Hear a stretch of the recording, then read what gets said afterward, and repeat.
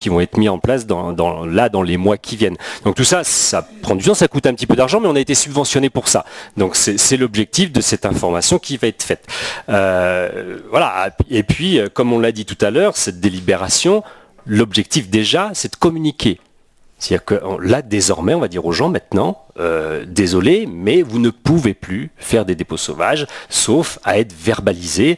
Donc l'objectif, c'est déjà de faire preuve de pédagogie, d'aller jusqu'au bout de ce qu'on peut faire en termes de pédagogie. C'est pas du tout plaisant de verbaliser les gens. Hein. Je veux dire, on s'en passerait. Hein. D'ailleurs, là, il y a des gens pour qui, d'ores et déjà, on l'a fait. On a envoyé la police municipale dans des appartements en emmenant les cartons.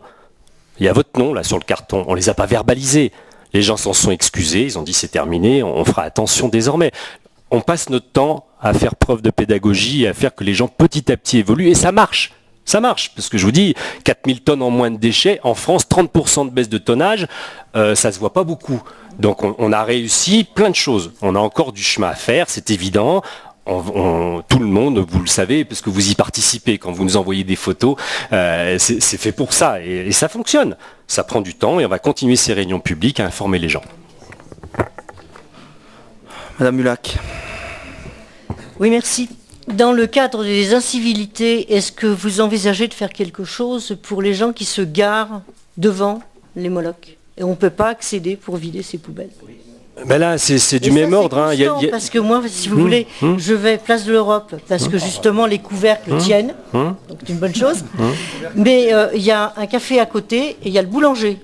Et là, c'est quasiment à chaque fois. Mais ça fait partie des soucis qu'on a, hein, en particulier l'hiver. En période d'enneigement, je peux vous dire, quand les chauffeurs ne peuvent pas collecter les DSE parce que les voitures sont garées devant, nous, quand on en discute à la régie, je peux vous dire qu'il y a des fois, les chauffeurs et les rippers, ils en peuvent plus, quoi. Et puis, ça veut dire aussi qu'on ne pourra pas collecter. Ça veut dire que le lendemain, le DSE va déborder, et après on va se faire engueuler parce que le DSE déborde. Donc oui. Voilà. Ce qui fait que c'est arrivé qu'on appelle la police municipale pour faire intervenir, pour déplacer le véhicule. Hein. Donc là, en effet, c'est des PV. Et ça fait partie de la civilité de vivre en collectivité et de faire des efforts. On ne fait pas n'importe quoi, on ne se gare pas n'importe où. Mais c'est aussi l'objectif d'un énorme travail des services techniques de la régie. Au moment où on décide, et on le fait avec chacune de vos communes, au moment où on décide de l'emplacement d'un dispositif semi-enterré, c'est la prise de tête, hein, parce qu'il ne faut pas de ligne électrique au-dessus, pas en dessous, il ne faut pas de réseau, il faut impérativement qu'on puisse se garer devant en sécurité. C'est très très compliqué. Alors en plus, s'il y a les bagnoles qui se garent devant, alors là, ça devient infernal.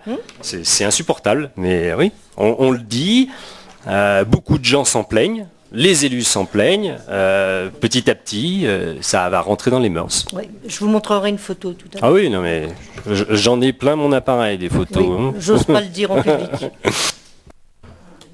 Oui, Marie. Tout simplement, moi je pense également à tous ceux qui mettent des encombrants, tout simplement parce qu'ils n'ont pas de véhicule. Donc je pense que dans l'information, il faut vraiment rappeler les collectes des encombrants. Pour avoir travaillé longtemps au CRO, je me suis aperçu qu'il y avait beaucoup de choses très grosses qui sont là déposées par des gens qui n'ont pas de véhicule. Donc c'est important de remettre cette information à chaque fois qu'on le peut. Moi, je ne suis pas rentré dans le détail tout à l'heure, mais en effet, 5 fois plus de déchetterie qu'en moyenne en France. On fait des collectes d'encombrants en plus de ça, 2 fois par an. Tout ça, c'est un coût. Hein. On fait du nettoyage de DSE aussi régulièrement avec des campagnes de nettoyage. Tout ça, il faut le payer. Donc moi, comme vous, on en a marre de payer. Il faut on fasse ce qu'il faut pour ne pas avoir à payer. Donc en effet, il y a des gens qui n'ont pas de véhicule. Ils ont peut-être un voisin. Il y a un moment donné, vivre ensemble, c'est ça aussi, c'est se donner des coups de main. Moi, la bouteille de gaz de ma voisine, c'est moi qui la porte. Moi, je trouve qu'à un moment donné, on peut pas payer, on peut pas avoir une collecte tous les jours en fonction du frigidaire qui s'en va de monsieur un tel ou de madame un tel. C'est pas possible. On pourra pas payer avec les taxes qu'on impose. Moi, j'ai pas envie d'augmenter les taxes. Donc il faut trouver des compromis, il faut faire au mieux, il faut que ça soit le plus juste, le service le plus juste possible, en payant des taxes de façon raisonnable. Et c'est à ce à quoi on est confronté. Aider ses voisins, des fois, ça fait pas de mal quand même. Hein. Y a-t-il d'autres questions? Donc concernant les bacs, pour répondre à M. Grisca, la collectivité a mis à disposition des communes des sacs, style sac réutilisables, qui font également la pub concernant le recyclage. Et ces sacs, normalement, doivent être mis à disposition gratuitement dans chacune des communes de la communauté de communes. Et puis on a continué les composteurs individuels, donc tous les habitants peuvent avoir des composteurs individuels subventionnés par territoire zéro déchet à hauteur de 50%. Et on met aussi des composteurs collectifs, on en est au 25e composteur de quartier ou collectif. Il y en a plusieurs dans vos communes, il y a des composteurs près des cimetières aussi, pour que les plantes puissent être compostées, etc. etc. Donc il y a un gros travail sur le compostage qui se met en œuvre. 30% du tonnage, c'est de l'alimentation. 30% du tonnage. Et c'est 250 € la tonne. Donc là, ça fait réfléchir. Y a-t-il d'autres interventions? Donc je soumets cette délibération au vote. Y a-t-il des votes contre? Des abstentions? Une. Merci. Bon, vous l'avez noté. Délibération suivante, fait état, donc c'est les tarifs pour l'atelier intercommunal des Beaux-Arts, les tarifs 2018-2019, et c'est monsieur Jean-Louis Chevalier qui rapporte. Merci. Donc ces tarifs ont été vus en commission culture, qui a proposé une augmentation de 2% des tarifs. Cette décision a été approuvée par la commission administrative générale et finances du 4 avril et par le bureau du 9 avril. Donc les tarifs ressortent comme suit. C'est pas énorme, 2%, mais c'est une nécessité. Il vaut mieux augmenter doucement que d'attendre 5 ans et d'augmenter un grand coup. Voilà. 30% par exemple. Voilà. Donc alors vous avez les tarifs devant vous. Pour le dessin, peinture, modelage et céramique, le tarif annuel pour le premier enfant est de 135 €, pour le deuxième 124. L'adulte A, alors l'adulte A c'est celui qui fait un cours par semaine, l'adulte B celui qui fait 2 cours. 208 pour un cours, 283 pour 2 cours. Avec une légère réduction si les enfants sont inscrits au centre des Beaux-Arts. Vous avez en dessous le tarif trimestriel qui reprend un peu les mêmes éléments. Et pour la gravure, donc le stage d'une semaine, 6 heures de cours, pour 23 € pour ceux qui sont inscrits et 29 € pour les non-inscrits. Sachant que les élèves domiciliés dans les communes extérieures ont des tarifs majorés de 50%. Voilà. Des questions sur ces tarifs ?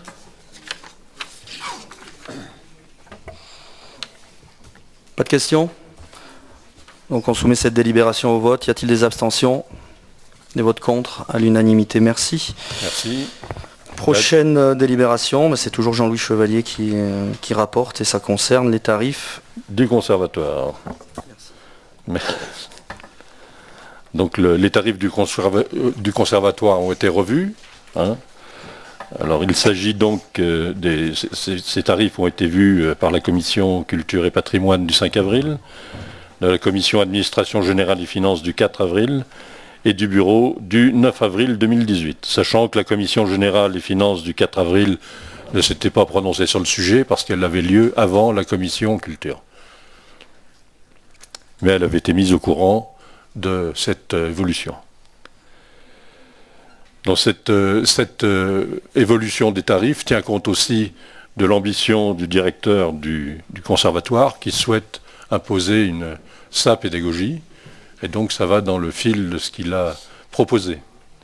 Notamment une mise à niveau progressif des tarifs des cursus théâtre et danse par rapport à ceux du cursus musique. Une adaptation des tarifs des pratiques collectives et une stabilité des tarifs de location, des instruments et des salles. Alors, les tarifs, vous les avez. Vous voyez que les tarifs se ressemblent maintenant, puisque la danse et le théâtre sont à 176 € sur le cursus diplômant, 158 pour le deuxième enfant, 150 pour le troisième. Et vous avez des tarifs dégressifs à chaque fois, bien sûr, sur les instruments et le chant lyrique aussi. Pour les cursus non diplômants, ce sont les parcours personnalisés instruments chant lyrique, donc c'est 223 € et 234 pour les adultes. Parcours personnalisé danse, 176 € pour tout le monde, pour les enfants, hein, puisqu'il s'agit d'enfants. Le violon traditionnel, 155 € et 170 € pour les adultes. Les pratiques collectives, donc vous avez la danse jazz avec les tarifs en face, de 145 à 123 pour le troisième enfant. L'éveil artistique de 145 à 123, idem. L'initiation artistique de 145 à 123. L'initiation au chant choral pour 101 € pour tous les enfants. Ensuite, vous avez les ensembles instrumentaux à 145 € pour le premier enfant, 131 € pour le deuxième et 123 € pour le troisième. Ensuite, vous avez le parcours de pratique collective musique-chant pour 170 € pour les adultes, le grand chœur pour 113 € adultes, l'atelier de jazz pour 229 € pour les adultes, l'atelier chorégraphique adulte, donc 170 € par an pour un cours par semaine, 200 € pour 2 cours par semaine, et l'atelier théâtre adulte pour 267 € par an. Les disciplines supplémentaires, donc vous les avez ensuite avec la formation musicale, le deuxième instrument, la deuxième danse ou la deuxième spécialité, avec des tarifs dégressifs, hein, l'adulte ne payant que comme le premier enfant. Donc même chose que pour l'atelier des beaux-arts, avec une majoration de 50% pour les non-résidents sur le territoire de la communauté de communes. Et un petit cas particulier, hein, pour les musiciens amateurs non inscrits au conservatoire qui souhaitent participer à un projet ponctuel, parce qu'il y a quand même pas mal de musiciens amateurs, donc il suffit de prendre une adhésion à l'association des parents d'élèves du conservatoire. C'est ce qui a été souhaité. Oui, question ? Oui, Jean-Louis, par rapport à la délibération précédente, est-ce qu'on constatera une augmentation globale des tarifs de 2%? Ah non, c'est plus de... Là, c'est pas le tarif qui était... En fait, on n'a pas les tarifs et voilà, en fait, on n'a rien. Et on voit juste mise à niveau. Alors, mise à niveau, ça peut vouloir dire plein de choses. Je vais... C'est pas compliqué parce qu'il y a des tarifs qui ont été rajoutés. Et il y en a qui ont été scindés. On a travaillé avec le directeur du conservatoire par rapport justement à ces objectifs de dynamique du conservatoire. Il y a des tarifs qui ont été ajoutés, par exemple le chant choral et tout ça. Et puis il y a d'autres choses aussi qui ont été majorées parce qu'il y avait des gens qui allaient à plusieurs cours et qui payaient qu'un seul cours, etc. Donc on ne peut pas dire que c'est 2% pour tout le monde. Ça a été regardé cas par cas. Okay. Et globalement, ça fait des petites augmentations, mais c'est normal, c'est par rapport au coût de la vie. Et par exemple, on a bien pris en compte que les musiciens, je veux dire, eux, ils louent un instrument, donc on peut pas, je crois qu'on n'a pas augmenté pour les enfants. On n'a pas augmenté, non. Parce que, alors de mémoire, je dis ça, mais on a vraiment cherché à regarder aussi partout. Et d'ailleurs, j'avais par contre une question, parce que sur l'atelier théâtre adulte, c'est pas la somme qu'on avait proposée. Parce que je me souviens très bien, on a été jusqu'à calculer le prix de l'heure de cours pour chacun. Et ça tourne à peu près à 2 € de l'heure pour toutes ces prestations. Et justement, pour le théâtre, on est à 1,04 € de l'heure. Donc on avait prévu une augmentation un peu plus importante, ce n'était pas énorme, mais je vois qu'il en a été décidé autrement. Donc moi, ça ne me dérange pas si vous avez une argumentation par rapport à ça. La commission AGF n'a pas vu d'ailleurs les tarifs, mais le bureau exécutif avait trouvé que l'augmentation sur le théâtre adulte était trop importante. 30 € au prorata, ça fait à peu près 20% d'augmentation, c'était quand même assez conséquent. Et il avait été, on est resté sur les tarifs généraux, hein. C'était 247 € l'atelier théâtre adulte jusqu'à cette année. Il était proposé 277, donc il fait 30 € d'augmentation, et le bureau des vice-présidents a regardé le pourcentage, n'a pas regardé le tarif à l'heure. Et un peu plus de 10, je crois que ça doit faire 10 à 12% je crois d'augmentation, ça nous semblait quand même assez important, et il a été dit en bureau, oui on augmente, mais on augmente dans une proportion, comme par exemple le chant lyrique qui est passé de 218 à 238. Sauf que ce qu'on avait pris en compte, c'est qu'il y a 5 heures de cours par semaine, alors que les autres c'est 2. C'est juste ça. Donc moi je ne trouve pas ça très juste. Surtout que ça s'adresse à des adultes et ça s'adresse à 19 adultes. Alors franchement, payer une heure de cours 1,40 €, je crois quand même qu'on peut aller un petit peu plus haut. Parce que 30 € sur l'année, vous voyez ce que ça fait pour 180 heures. Je pense quand même qu'on n'avait pas été dispendieux parce qu'on avait proposé 300 € et raisonnablement on avait rediscuté, on était redescendu. Moi je vous dis mais je ne suis pas d'accord. Madame Guérin. Oui, il y avait eu au départ une proposition du directeur du conservatoire et l'augmentation du théâtre n'était pas du tout dans les propositions du directeur du conservatoire. Or, je pense quand même que sur un plan aussi pédagogique que celui-ci, et non pas politique, justement, pédagogique, il est quand même important de prendre l'avis des directeurs d'abord. Ensuite, comme Madame Valdener était effectivement pour cette augmentation qui me semble exponentielle, moi je crois avoir dit tout de suite mon point de vue. En théâtre, on a une séquence, on ne peut pas avoir moins de 5 heures, donc pourquoi les élèves qui choisiraient théâtre plutôt que danse seraient pénalisés et devraient, parce que l'heure est plus chère, payer plus cher leur cours de théâtre. Donc de ce point de vue-là, je pense que le bureau des vice-présidents a agi en toute responsabilité. Merci. Madame Guérin, ça me chagrine un petit peu parce que vous étiez d'accord lors de la commission et que mes collègues disent l'inverse si j'ai tort. Que quand on me la donne. Madame Valdener. Monsieur Grisca. Non? Question? Non, j'ai la réponse pour les anciens tarifs, puisqu'il fallait donner un peu le montant des augmentations, puisque vous avez posé la question. Donc, en cursus diplômant en instrument, pour l'instrument, ça n'a pas augmenté. En chant lyrique, on passe de 218 à 238. En danse classique, de 168 à 176. Et au théâtre, de 168 à 176. Voilà.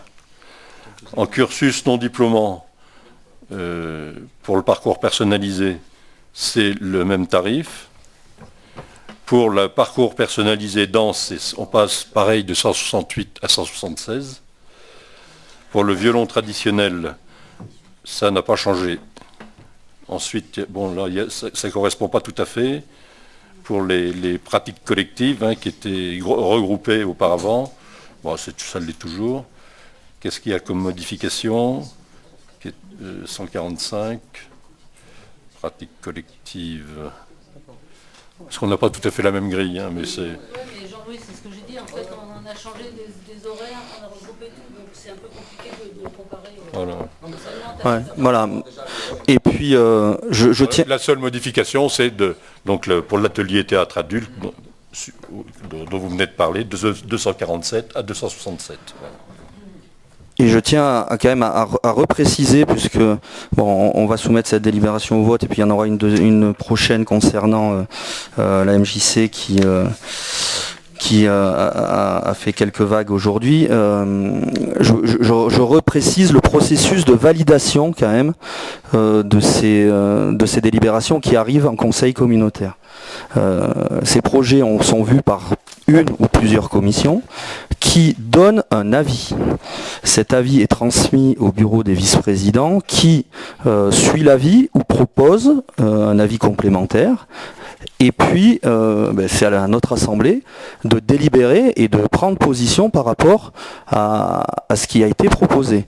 Donc j'entends que Madame Valdener semble plutôt en opposition par rapport à un tarif.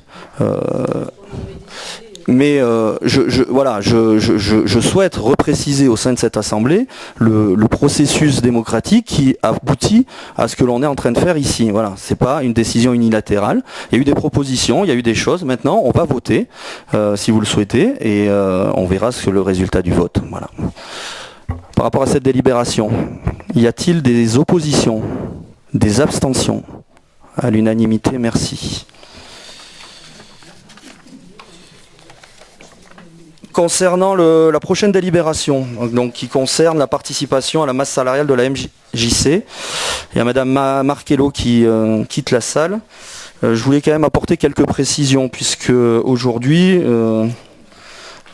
il y a eu de la part du conseiller départemental de Briançon, M. Arnaud Murgia, un communiqué de presse qui faisait état que le maire de Briançon a mis à l'ordre du jour du conseil communautaire une subvention de 71 750 €. Donc, vous avez vu le processus qui régit notre assemblée, et en aucun cas le maire de Briançon ne met à l'ordre du jour ce qu'il souhaite d'un conseil communautaire. Voilà, ça c'est déjà une première chose. Et puis après, c'est vrai que la délibération qui vous a été transmise, je pense qu'elle mérite d'être améliorée. J'ai eu des communications avec certains conseillers ce jour, qui ne sont pas forcément du même bord politique que moi, mais avec qui on a une discussion franche et ouverte et qui permet de faire avancer les choses.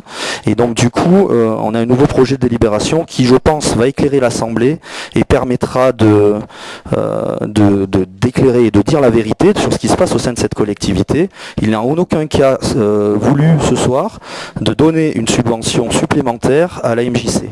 Donc c'est Jean-Louis Chevalier qui va rapporter et notamment, vous avez sur votre table donc un nouveau projet de délibération qui vous a été transmis ce jour, modifié suite aux échanges et au communiqué de presse que nous avons lu. Et je précise également à l'ensemble du Conseil qu'un démenti, un communiqué de presse est prêt et partira une fois que nous aurons débattu autour de cette délibération à la destination de la presse.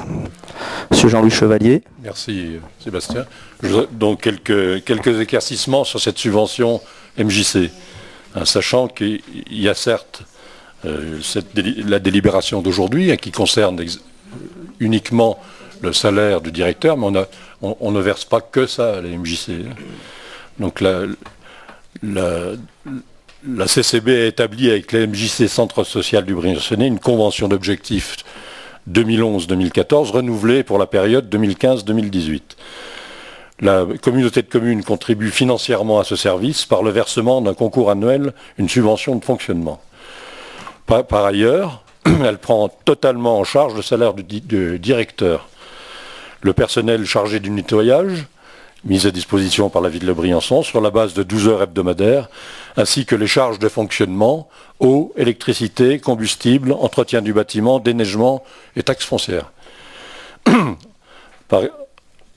La subvention donc, qui a été attribuée par exemple en 2016 était de 271 100 €, se divisant en 168 544 de subventions, 20 240 de charges de fonctionnement, 73 757 pour le poste de directeur et 8 507 € pour le personnel nettoyage. Donc pour un total de 271 100 €. C'était pour vous rappeler ce qu'on payait à la MJC. Donc en ce qui concerne le salaire de la délibération d'aujourd'hui, donc les statuts de la communauté de communes donnent compétence, donc c'est le projet, la délib que vous avez, la nouvelle délib que vous avez devant vous, lui donne compétence dans le domaine social, notamment concernant les structures associatives bénéficiant de l'agrément centre social délivré par la caisse d'allocation familiale. Dans ce cadre, la communauté de communes a signé le 22 décembre 2014 une convention pluriannuelle d'objectifs avec l'association MJC, Centre Social du Briançonnais. Cette convention approuvée par délibération du Conseil communautaire du 2 décembre 2014 prévoit les engagements réciproques des deux parties. En ce qui concerne la communauté de communes, celle-ci s'engage à mettre à disposition un bâtiment situé 35 rue Pasteur à Briançon afin d'accueillir les services de la MJC, à financer les activités socio-culturelles de l'association via une subvention annuelle, à couvrir en partie les charges salariales du personnel en finançant l'intégralité du poste du directeur de la MJC Centre Social. La Convention précise que le financement du poste de directeur se fait dans le cadre du dispositif appelé FONGEP proposé par l'État. Le dispositif FONGEP consiste en la signature entre la CCB et la Fédération régionale méditerranéenne des maisons des jeunes et de la culture d'un contrat par lequel la CCB s'engage à verser chaque année au FONGEP le montant correspondant au financement du poste du directeur, incluant l'ensemble des charges afférentes à ce poste, les provisions obligatoires pour la retraite, ainsi que les frais de gestion du fonds FONGEP. Le contrat FONGEP a été signé par le président de la CCB le 23 mai 2012, puis prolongé par avenant le 1er janvier 2015 pour une durée de 3 ans. Les services de l'État ont fait savoir par un courrier du 12 décembre 2017 que le contrat FONGEP ne serait pas reconduit et prenait fin au 31 décembre 2017 et qu'aucune prolongation ou reconduction n'interviendrait. Or, la CCB est engagée vis-à-vis de la MJC dans le cadre de la Convention d'objectifs pluriannuelle 2015-2018 à financer ce poste. Face à cette situation et afin que la CCB puisse honorer ses engagements contractuels, il est proposé que le financement du poste de directeur de la MJC pour l'année 2018 intervienne directement par le versement d'une subvention de la CCB à la Maison des Jeunes et de la Culture, dont le montant correspondra exactement au montant du salaire annuel brut chargé. Cotisations patronales et provisions obligatoires pour la retraite comprises, soit au total 71 750 €. Il convient de souligner que ce montant est inférieur au montant qu'aurait dû verser la CCB au FONGEP en 2018, étant donné que les frais de gestion ne seront pas prélevés par le FONGEP. À titre indicatif, le montant à verser par la CCB au FONGEP en 2017 s'est élevé à 75 227 €. Ainsi, en versant directement une subvention à la MJC pour financer le poste de directeur de l'association, la CCB économisera en 2018 plus de 3 500 €. Donc le Conseil communautaire est donc appelé à prendre acte du terme du contrat FONGEP qui a pris fin le 31 décembre 2017 suite à la décision des services de l'État, d'approuver le versement d'une subvention de 71 750 € en direction de la MJC Centre Social du Briançonnais, en précisant que cette subvention a pour objet de pallier à la fin du dispositif FONGEP et que son montant correspond au salaire brut chargé du directeur. De préciser que cette subvention est d'un montant inférieur à ce que la CCB aurait dû verser en 2018 si le contrat FONGEP avait été reconduit cette année. Dire qu'un avenant à la convention pluriannuelle d'objectifs, donc est nécessaire évidemment, annexé à la présente délibération, sera signé afin d'acter la fin de l'engagement de la CCB vis-à-vis du FONGEP et son remplacement par l'engagement d'attribuer en 2018 une subvention complémentaire correspondant à la rémunération du directeur de l'association, d'autoriser le président ou son représentant à signer cet avenant. Cet avenant, vous l'avez donc par là. Là l'avenant. Je l'avais. Je l'ai perdu. J'ai perdu l'avenant. Il est là. Bon, vous avez vu que l'avenant dit que la communauté de communes s'engage à verser à la Maison des Jeunes et de la Culture sa part du montant annuel du salaire du directeur, conformément au contrat FONGEP joint en annexe. Voilà. Cet avenant devrait être signé par M. Daniel Gilbert, président de la MJC, et le président de la communauté de communes. Est-ce que vous avez des questions sur ce sujet? M. Grisca. Oui, merci Monsieur le Président. Alors, bon, effectivement, merci pour cet annulé remplace, parce que comme ça, on peut mieux comprendre donc l'objet de la délibération. Donc, ok, donc en fait, on fait une économie de 3 500 € donc par rapport à ce que l'on versait avant. Hein, donc, là, je vous paraphrase, mais c'est important quand même de bien rappeler parce qu'on a effectivement lu l'inverse et effectivement, à la première lecture, c'était un peu compliqué. On n'avait pas tout compris, moi non plus. Donc, on versait à un fonds. Le fonds se prélevait avec son frais de fonctionnement, frais de gestion. L'État, oui. La mutualisation aussi du réseau MJC. D'accord, oui, avec le fonds régional des MJC, d'accord. L'État versait également une partie dans ce fonds. L'État s'est retiré. On n'a plus donc lieu de verser dans ce fonds et on verse en direct. C'est bien ça. Bon, ok. Donc du coup, première satisfaction pour moi, c'est que la MJ, enfin la collectivité ne débourse pas 1 € supplémentaire. Au contraire, on économise de l'argent. Ok pour ça. J'ai une question importante parce que la somme est élevée. Quel est le salaire du directeur mensuel net? Je pense que vous avez ces chiffres quelque part. Moi, je compte 4 500 €. Est-ce que Grisca, on n'a pas ces chiffres et je pense qu'on ne va pas les étaler ce soir. Vous avez le montant chargé. Moi, je pense qu'il faut les étaler. Vous avez le montant chargé brut. Vous avez le montant qui est chargé brut. Le montant chargé avec brut, les charges patronales, ça fait 4 555 €. Vous ferez une idée. Maintenant, Ouais, bon, 4 000, oui. Oui, mais bon, le complément retraite servira aussi à... Maintenant, je vois pas où cette question veut amener, quoi. Voilà. Eh ben, elle amènera simplement à une explication de vote, c'est que je voterai contre.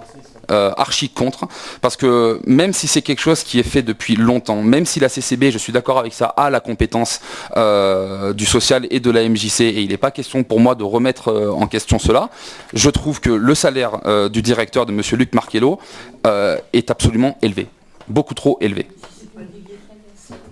Non, mais vous pouvez penser ce que vous voulez, mais 4 500 €. S'il vous plaît, on s'écoute, d'accord, on s'écoute, et on demande la parole et on répond. Donc, Monsieur Griska, vous avez fini avec Madame Dardenne. Je voulais vous poser la question parce que moi, il me semble que c'est lié à une grille de salaire avec l'ancienneté, comme dans toutes les entreprises qui ont des conventions collectives et qu'on ne peut pas déroger à ce genre de salaire. Mais bon, peut-être que je me trompe, mais... Vous vous trompez pas, sauf que chaque année, la commission sociale dans laquelle mon groupe est représenté vote une augmentation en plus chaque année du salaire du directeur. Et cette proposition d'augmentation appelle des votes contre de plusieurs membres de la commission sociale. Madame Waldener. Je dirais simplement que cette discussion me paraît un peu malsaine et que de toute façon il y a des erreurs parce que c'est moins que ça, il y a les indices, etc. Donc le salaire est de 3 600. Donc voilà, exactement, 3 600. Donc, mais pas là-dessus, à côté de ça, les augmentations qui sont votées sont des augmentations de 2% pour le fonctionnement de la MJC, pour être bien clair. On a les tableaux, ils peuvent vous être transmis. Il y a eu une année où il y a eu une pause, c'est l'année 2015 où il n'y a pas eu d'augmentation. Depuis, c'est 2%, mais uniquement destiné au fonctionnement de la MJC, pas au salaire du directeur. Le salaire du directeur, par le biais de la convention FONGEP, c'était un appel à dons, c'était un appel à fonds. Le FONGEP disait, vous nous devez tant, c'était 83 000 € l'année dernière, je crois, ou 75 000 plus 10% d'État. Donc ça faisait 83 000 versés au FONGEP qui se chargeait de monter le salaire, de payer le salaire et de répartir sur l'ensemble des MJC par un fonds de péréquation que l'on n'a pas et qu'on ne peut pas expliquer ce soir, cette somme-là. Est-ce que je peux finir Pardon, Madame Wallner. Oui, donc en fait c'est un changement de ligne budgétaire et c'est vrai que dans la première délibération c'était parfaitement opaque et que moi j'aurais eu le premier texte, effectivement j'aurais pas voté, ce qui là sera différent. Par contre, moi, ma question que j'aurais par rapport à ça, en dehors du salaire, c'est que le contexte était compliqué, c'est aussi une des raisons pour lesquelles cette délibération a posé problème. Et moi, je trouve que ça aurait quand même été intéressant qu'il y ait un minimum d'informations par rapport à la situation de la MJC et à ce qu'elle va devenir dans l'avenir prochain, parce qu'il se dit plein de choses, il se dit des choses fausses, comme les débats qu'on a eus sur le salaire. Donc je pense que ce serait quand même intéressant de schématiser rapidement où va la MJC, dans quel contexte et qui l'aide pour s'en sortir, etc. Voilà. En ce qui concerne les financements, moi je vais répondre concernant la MJC, seule la communauté de communes tient ses engagements pour les financements. Voilà. Et cela représente 20% du financement global. Concernant la question posée, nous avons assisté à la même réunion la semaine dernière au niveau du centre social de la MJC avec des vrais questionnements, de la part à la fois des personnes qui dirigent cette structure mais aussi des agents qui sont en place. Il a été dit certaines choses. Moi je souhaite que, et en plus ces réunions sont ouvertes, donc on était une poignée d'élus, je crois que nous étions 4, 5 à assister, je crois, du conseil, à assister à ce type de réunion. Moi j'espère que l'enjeu est tel à l'heure actuelle, puisque cette structure est replacée en redressement judiciaire, l'enjeu est tel que pour le territoire, il est important que nous puissions nous mobiliser pour au moins apporter quelques informations, quelques lignes, quelques volontés pour arriver à réussir à sauver cette structure. Cette structure quand même, c'est pas rien, c'est 19 équivalents temps plein et près de 40 emplois sur un bassin comme le bassin Briançonnais. C'est quand même une structure extrêmement importante.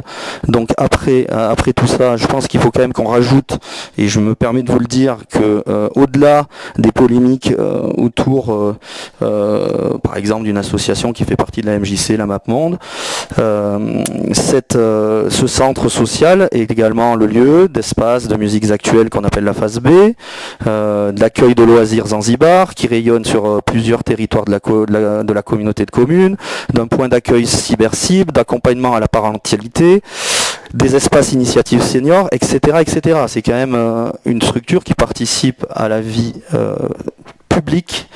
Et c'est une structure qui est extrêmement importante à mes yeux.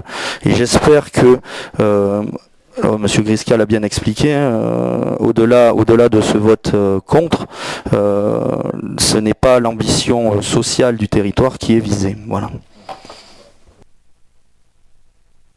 Monsieur Jeffal. Juste pour finir, je pense que là, maintenant, c'est quand même important de se dire qu'il est important de représenter la MJC aux élus communautaires et peut-être organiser une réunion où on pourra leur poser les questions, et toutes les questions en l'occurrence, et demander exactement quelles sont leurs différentes missions et dans quoi ils œuvrent et dans quoi ils agissent. Parce que c'est vrai qu'on verse beaucoup d'argent à la MJC par différents biais. Mais aujourd'hui, je pense que c'est important. Je ne suis pas sûr que tous autour de la table, on soit tous capables de faire une présentation des différentes tentacules de la MJC. Momo, tu déformes mes propos. J'ai jamais mis... Si, bien sûr, parce que tu me dis que je dois retourner à l'école pour apprendre ce que c'est les compétences de la MJC, qu'est-ce qu'elle fait, qui elle héberge, avec quelles actions. Je peux parler, t'as parlé, merci. Donc non, moi je sais parfaitement ce que fait la MJC. D'ailleurs, je sais que trop bien, malheureusement, parfois. Je suis là aujourd'hui, c'est un vote contre par rapport au salaire. Et tout à l'heure, vous avez dit c'est un débat malsain. Non, moi je suis pas d'accord, c'est pas un débat malsain, parce que dans une entreprise, quand une entreprise elle va mal et qu'elle est en redressement judiciaire, je pense que le patron de l'entreprise, qu'est-ce qu'il fait en premier lieu? Eh bien, il faut qu'il vive un peu, mais il diminue son salaire. Voilà, c'est tout. Donc aujourd'hui, moi, quand je vois, ok, 4500, 3600, mais bon, avec une retraite derrière qui va être intéressante avec la fonction publique, peu importe. Tout ça, pour vous dire, aujourd'hui, c'est pas un vote contre la MJC, ni contre le fonctionnement, ni la compétence sociale de la CCB au travers de la MJC, mais ce salaire, pour moi, alors qu'on est en redressement judiciaire, est ahurissant. Monsieur Jeffal, vous demandez la parole. Je m'en excuse. Merci, Monsieur le Président. Juste pour en revenir, alors je pense que pour le coup, tu comprends vraiment pas ce que je dis, parce que moi, j'avais prévu de m'abstenir. J'avais prévu de m'abstenir sur cette délibération, en l'occurrence, et je pense que tous autour de la table, et c'est pas Romain Griska, que tous autour de la table, aujourd'hui, on n'a pas assez d'éléments sur ce qui se passe sur la MJC, comment elle fonctionne, quels sont, où elle en est, où elle va, et qu'est-ce qu'elle a prévu de garder ou pas, quels vont être les changements. S'il y a redressement, il y a peut-être forcément changement dans le temps. Moi, c'est tout ça que j'ai besoin de savoir. C'était dans ce sens-là. Après, les attaques personnelles, ferais ça sur ta bagnole. J'étais sur la même position, je voulais m'abstenir par rapport au manque d'informations qu'on a. Ce que je dirais en complément des propos, c'est que je pense que par rapport au redressement financier, il y aura des choix à faire. Il y aura forcément à réduire la voilure. Et ce qui coûte le plus cher, c'est tout ce qui est social. Donc il faudra bien réfléchir parce que c'est compliqué, on ne peut pas faire n'importe quoi, n'importe quand. Et globalement, c'est une chose pas facile, mais je crois qu'on est tous ici autour de la table à penser qu'il faut absolument quand même soutenir la MJC pour un fonctionnement peut-être revu, mais garder la MJC dans le territoire. Avant de donner la parole à Nicole Guérin, moi je rajouterais simplement qu'on est dans une année de renégociation du fameux contrat triannuel là, qui nous lie avec la MJC. Donc je saisis la balle au bon, c'est l'occasion privilégiée pour qu'on puisse discuter et peut-être faire ces groupes de travail. La MJC a déjà lancé, suite à la réunion à laquelle on a assisté avec Madame Valdener et Francine Dardenne, a déjà lancé des réflexions pour aboutir au mois de juin à des pistes éventuelles. Voilà, donc le travail continue autour de cette structure. Madame Guérin. Oui, moi je voulais simplement dire que la liquidation judiciaire, le seul intérêt qu'elle a, c'est justement... Comment ? Pardon. Excusez-moi. Le redressement judiciaire, le seul intérêt qu'il a, c'est de permettre une période d'observation de 12 mois pendant lequel justement on peut tous participer au nouveau projet de la MJC. C'est vrai qu'il faudra faire des choix, mais je crois que les institutionnels ont déjà prévu, les grands institutionnels ont déjà prévu une réunion dans peu de temps, et je pense vraiment que la volonté de la MJC est d'associer toute la population et surtout les financeurs compte tenu de la situation. Donc à cette réflexion on participera tous et on a 12 mois pour le faire, donc je ne pense pas qu'il y ait aujourd'hui, ça puisse être un obstacle au vote de cette délibération. Parce qu'on sait tous quand même que la MJC aujourd'hui est un pôle associatif dans lequel se rassemblent des personnes de toute génération, de tout âge et de tout milieu, et que c'est un élément indispensable dans la vie du Briançonnais. Donc c'est une première phase. C'est vrai que dans les 12 mois à venir, il faudra qu'on fasse des choix. Mais je crois qu'aujourd'hui, il faut surtout sauver la MJC. Alors que ce soit à travers... Voilà. Madame Dardenne. Non, mon intervention ne va pas changer sans doute le vote des uns et des autres, surtout sur cette délibération. Mais je voudrais juste dire que effectivement, à la MJC, il y a beaucoup de choses qui tournent autour du social, sauf que c'est là qu'on a le plus de subventions. Donc il faut quand même faire très attention de ne pas vouloir couper la branche sur laquelle on est assis. En plus, redressement judiciaire, pour certains, dans les oreilles de certains, ça veut dire mauvaise gestion. C'est pas du tout la situation qu'on peut dépeindre de la MJC aujourd'hui. C'est surtout un énorme problème dû aux subventions de la région et entre autres et moindres du département qui font défaut et qui mettent beaucoup de temps pour rentrer dans les caisses, et c'est un problème de gestion courante. Après, effectivement, c'est l'occasion de se pencher sur un certain nombre de questions par rapport aux fonctions que peut rendre, ou aux services que peut rendre une MJC sur notre territoire, parce que les choses évoluent, parce que les gens évoluent, parce que les jeunes n'attendent plus la même chose qu'il y a 20 ans ou 30 ans d'une MJC. Donc effectivement, c'est je dirais une belle occasion de retravailler sur ce bel outil qui nous concerne tous. Y a-t-il d'autres interventions ? Oui, en complément, je dirais, Madame Darlene, qu'il manque quand même 180 000 euros une fois qu'on a, additionné toutes les subventions qui vont peut-être rentrer. Donc, je veux dire, il y a quand même une grosse problématique. Et la grosse problématique, c'est que les plus grosses demandes des adhérents et du public qui vient à la MJC, c'est ce qui coûte le plus cher. Voilà. Donc, forcément, va falloir faire des choix. Et ça va vraiment pas être facile de faire les choix. Voilà, c'est simplement ce que je veux dire. Alors c'est vrai que quelque part c'est une chance de remettre à plat quelque chose qui manifestement aujourd'hui peut plus être financé.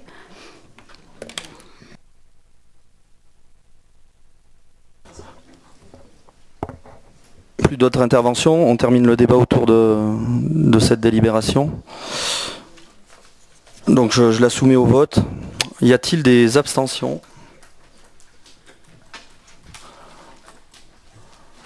Laissez bien la main en l'air, et comme ça au moins ça vous permet de compter et pas de faire d'erreur. 1, 2, 3, 4, 5. Moi j'en compte 5. Y a-t-il des votes contre ?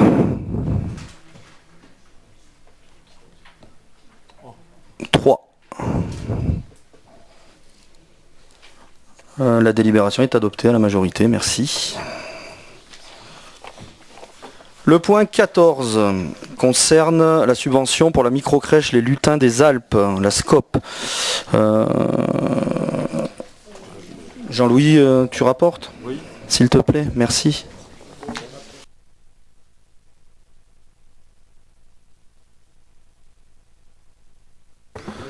Il s'agit donc de la microcrèche Les Lutins des Alpes, dont il a été question au dernier conseil. N'est-ce pas, monsieur Roger Guglielmetti? Mais... Vous voyez qu'on est capable. Considérant l'activité 2017 de la microcrèche, vu l'avis du bureau en date du 5 mars 2018, je vous demande donc d'approuver le versement d'une subvention de 11 354 € en direction de la SCOP Univers des enfants pour la gestion de la microcrèche Les Lutins des Alpes située à La Salle les Alpes. Et pas Ménetier. Dire que les crédits nécessaires ont été prévus dans le budget primitif 2018 du budget général. Avez-vous des questions?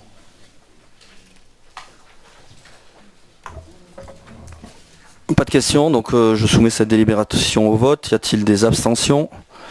Des votes contre? À l'unanimité, merci. Avant d'aborder les questions diverses, je voulais quand même... on m'a apporté la réponse en séance sur la modalité du vote.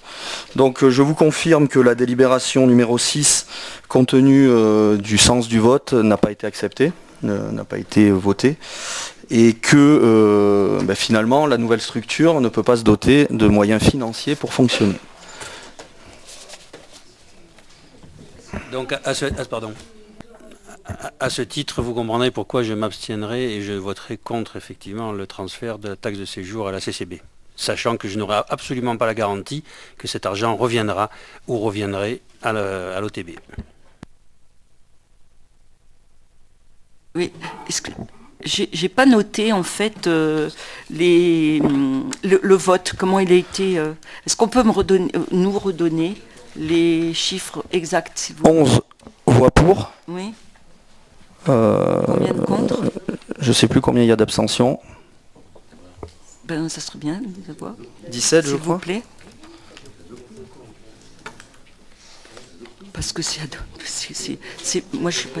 C'est combien de contre et combien d'abstentions, s'il vous plaît, précisément? 2 contre. 2 contre.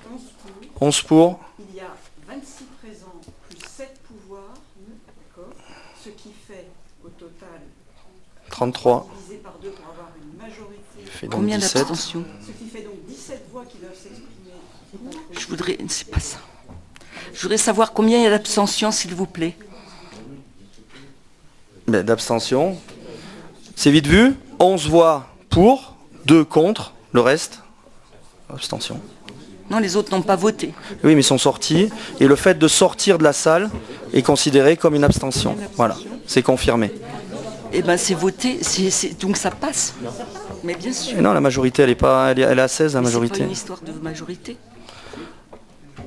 Bref, on a un règlement intérieur, on l'a épluché et voilà, on est en capacité de vous annoncer ça maintenant.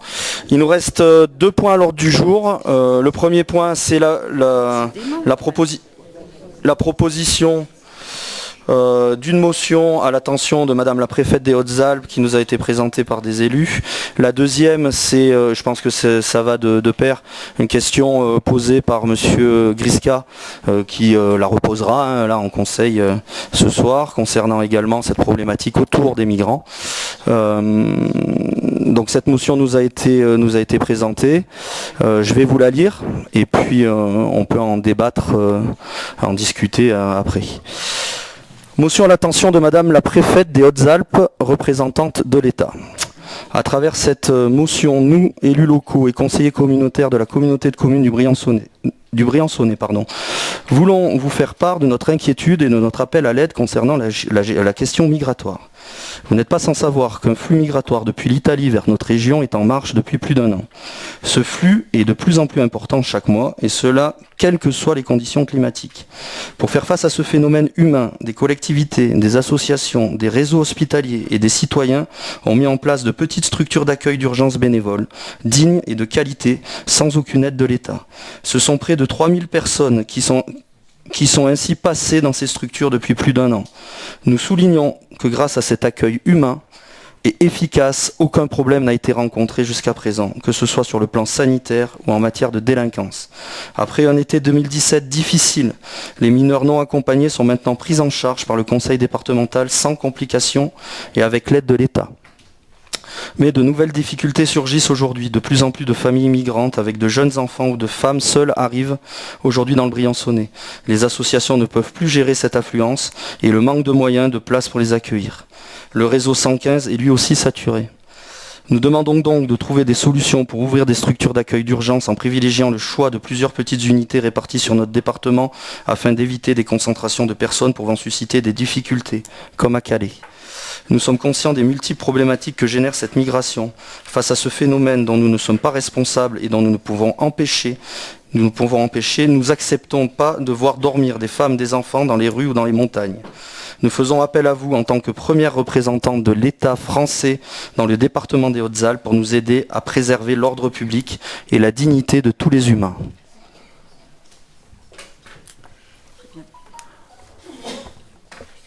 Y a-t-il des remarques autour de cette motion ?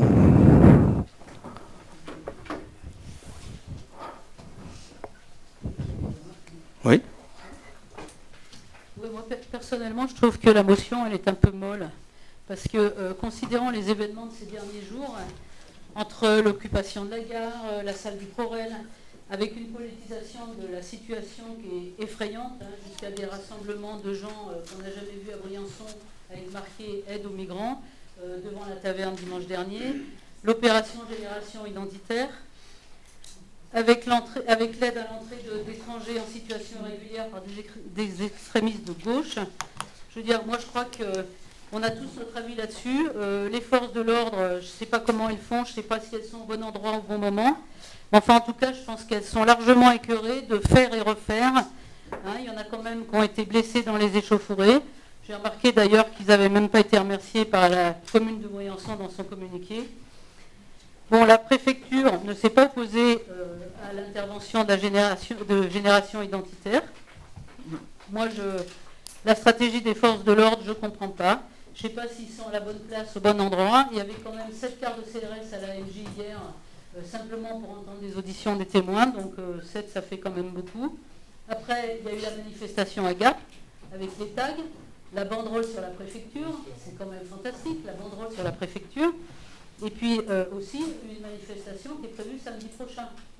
Donc je crois qu'il y a quand même des décisions à prendre. Alors, bon, il y a eu un vote à l'Assemblée, la loi Asile-Intégration, qui ne règle pas vraiment les problèmes dans l'immédiat, en tout cas les problèmes qu'on a. Il y a le délit de solidarité, ça c'est l'aménagement, donc ça c'est un progrès. Sauf que je pense que, vu comment c'est prévu, ce sera facile pour les passeurs de détourner les choses, donc à suivre quand même. Et moi, la question que je me pose, c'est quelle attitude avoir à Briançon ? Parce que depuis des mois et des mois, depuis juin 2017, il y a des gens bénévoles, des gens généreux, des gens de tous bords, qui, je crois qu'ils forcent quand même l'admiration parce qu'aujourd'hui ils sont épuisés. Donc ils les accueillent, vous savez où, à côté de la MJC.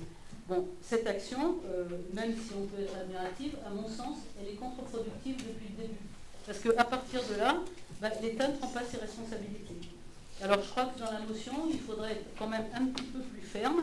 Moi, il y a un passage que je trouve pertinent et que je modifierais, c'est-à-dire que nous vous demandons donc de trouver des solutions pour ouvrir des structures d'accueil d'urgence en privilégiant les choix de plusieurs petites unités réparties. Alors c'est sur notre département, moi je dirais sur tout le territoire national, parce que notre département c'est quand même pas immense, afin d'éviter des concentrations de personnes pouvant susciter des difficultés comme à Calais. Il y a vraiment urgence à faire ça. Il y a vraiment urgence à faire ça. Je ne sais pas s'il faut faire des frontières, je ne sais pas ce qu'il faut faire, mais en tout cas, moi je trouve quand même que cette motion, je veux dire, on a passé des motions dans tous les conseils municipaux exactement de la même acabit avec les mêmes termes toute l'année et je ne vois pas l'avancée.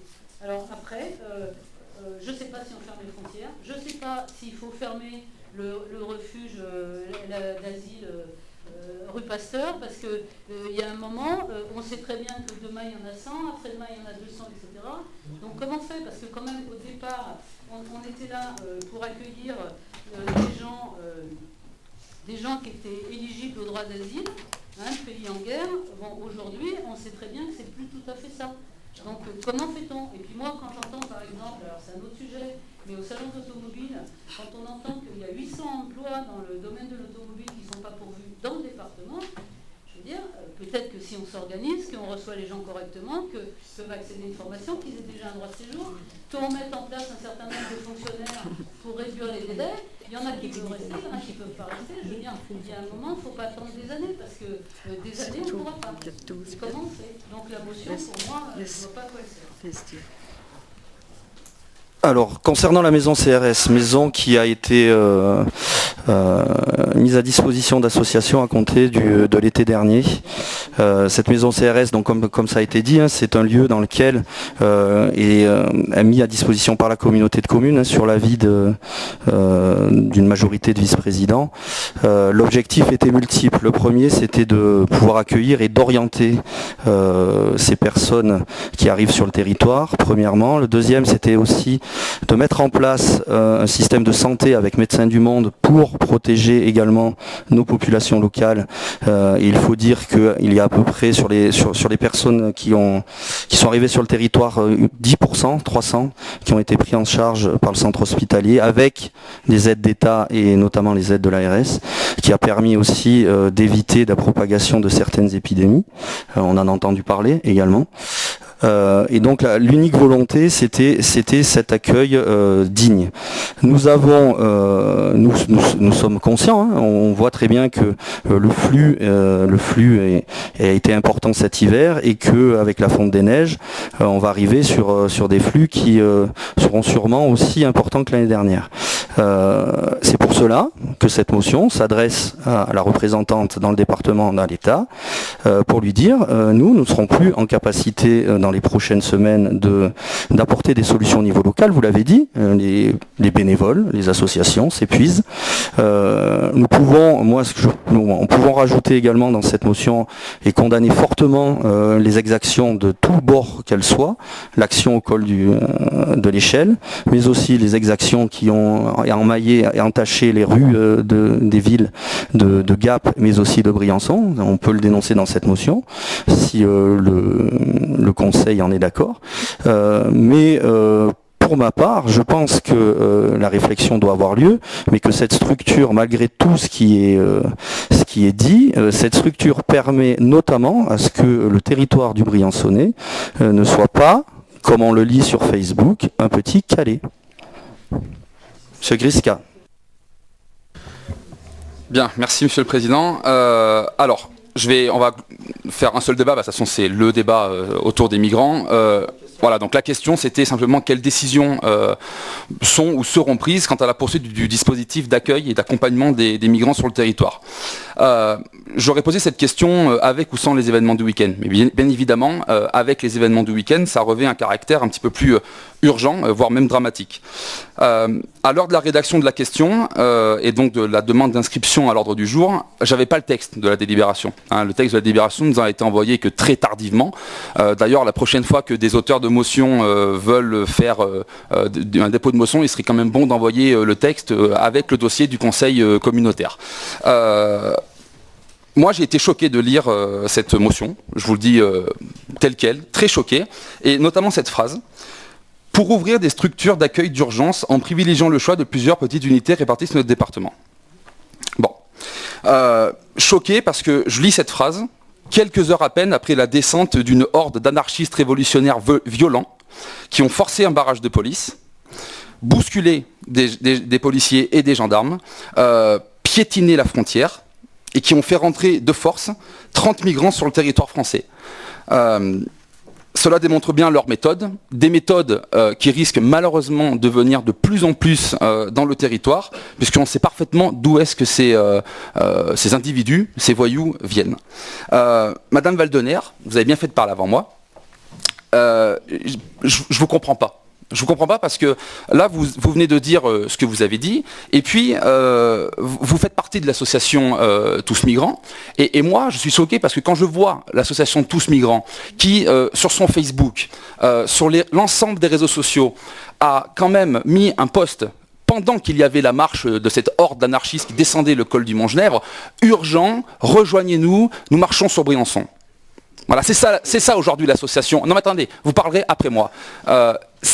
l'association que l'on aide aujourd'hui, c'est cela. Et vous en faites partie. Donc aujourd'hui, venir nous dire d'être un peu à voile et à vapeur entre aujourd'hui, il faut arrêter, je ne sais pas trop où on va, et aujourd'hui, non mais vous parlerez après, Madame Valdener. Mais vous parlerez après, Madame. Oui.